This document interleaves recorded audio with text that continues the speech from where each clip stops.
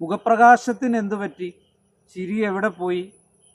ഒരു കരിക്കഷണം പോലെ നാം ജീവിക്കേണ്ടതുണ്ടോ?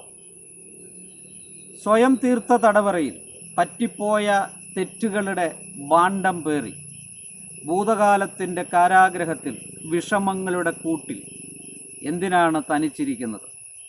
കരി കനലിനുള്ളതാണ് എന്നാണ് ബൈബിൾ പഠിപ്പിക്കുന്നത്. ഒരുത്തൻ വീണാൽ എഴുന്നേൽക്കയില്ലയോ? ഒരുത്തൻ വഴിതെറ്റിയാൽ മടങ്ങി വരികയില്ലയോ എന്നാണ് ബൈബിൾ ചോദിക്കുന്നത്.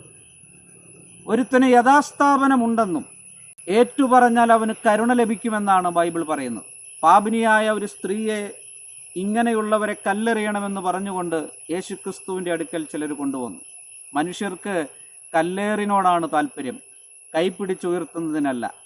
എന്നാൽ യേശുക്രിസ്തു നിങ്ങളിൽ പാപമില്ലാത്തവർ ഒന്നാമത് അവളെ കല്ലെറിയട്ടെ എന്ന് പറഞ്ഞപ്പോൾ മനസാക്ഷിയുടെ ആക്ഷേപം ഹേതുവായി മൂത്തവർ മുതൽ ഇളയവർ വരെ ഓരോരുത്തരായി പിൻവാങ്ങി എന്നാണ് നമ്മളവിടെ വായിക്കുന്നത്. യേശുവും ആ പാപിനിയായിട്ടുള്ള സ്ത്രീയും മാത്രം ശേഷിച്ചു. അല്ലെങ്കിലും അതുമാത്രം മതിയാകും. പറ്റിപ്പോയ തെറ്റുകൾ ഏറ്റുപറയാൻ കൊള്ളുന്ന പാപമില്ലാത്ത പരിശുദ്ധനായ ഏകസത്യ ദൈവം യേശുക്രിസ്തു മാത്രമാണ്.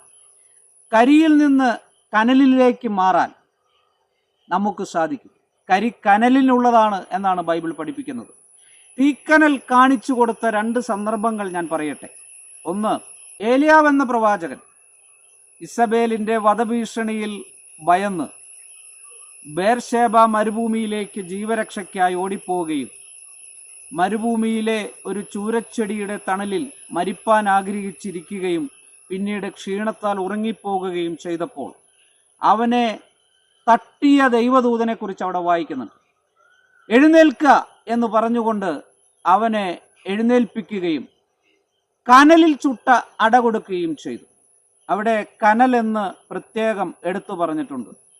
നിരാശയിൽ നിന്ന്, ഭയത്തിൽ നിന്ന് നമ്മെ മാറ്റുവാൻ ഒരു കനൽ ഉണ്ടായാൽ മതി.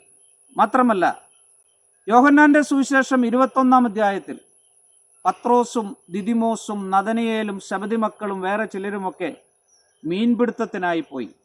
യഥാർത്ഥത്തിൽ അവർ മീൻ പിടിക്കാൻ പോകേണ്ടവരല്ല. അവരതിനു മുമ്പ് അപ്പോസ്തലന്മാരായിരുന്ന ആളുകളാണ് പത്രോസൊക്കെ. എന്നാൽ യേശുക്രിസ്തു മരിച്ചതിന് ശേഷം അവർ അല്പം നിരാശയിലേക്ക് പോയി എന്ന് വേണം വിചാരിക്കാൻ. അതിനിടയിൽ യേശുക്രിസ്തു ഉയർത്തെഴുന്നേറ്റിരുന്നെങ്കിലും അവർക്ക് വേണ്ടത്ര വ്യക്തത ലഭിച്ചിട്ടുണ്ടായിരിക്കില്ല.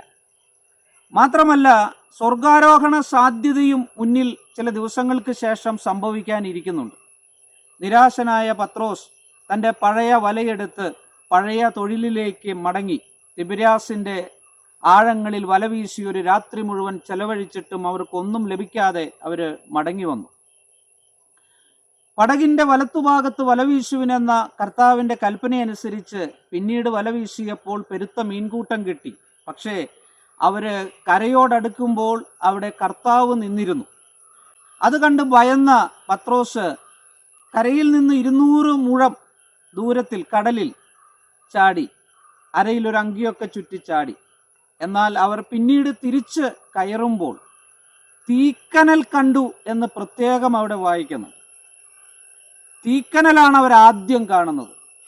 നിരാശയിൽപ്പെട്ടുപോയ, ഭയത്തിൽപ്പെട്ടുപോയ മനുഷ്യർക്ക് ദൈവം കാണിച്ചു കൊടുക്കുന്നതാണ് തീക്കനൽ.